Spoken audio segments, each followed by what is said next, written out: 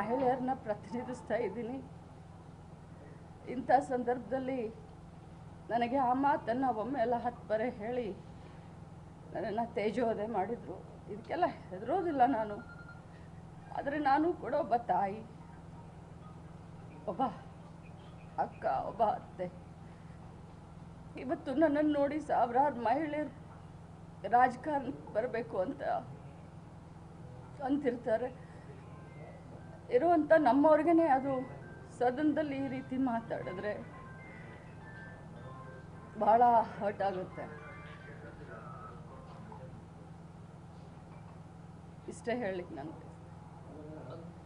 ಆ ಮೂಮೆಂಟಲ್ಲಿ ನೀವು ಎಕ್ಸ್ಪೆಕ್ಟ್ ಮಾಡಿದ್ರೆ ಈ ಥರ ತೇಜೋವಧಿಯ ಮಾತುಗಳು?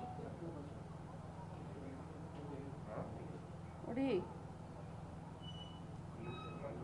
ನಾವು ರಾಜಕಾರಣದಲ್ಲಿ ರೋಷಾವೇಶವಾಗಿ ನಾವು ಭಾಷಣವನ್ನು ಮಾಡಬಹುದು.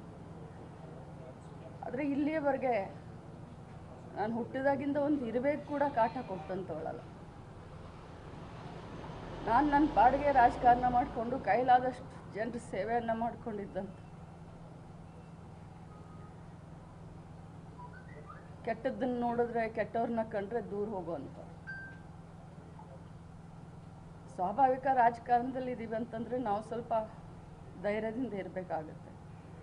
ಆದರೆ ವಿಧಾನ ಪರಿಷತ್ತು ಅಂತಂದರೆ ಹಿರಿಯರ ಚಾವಡಿ, ಬುದ್ಧಿವಂತರ ವೇದಿಕೆ.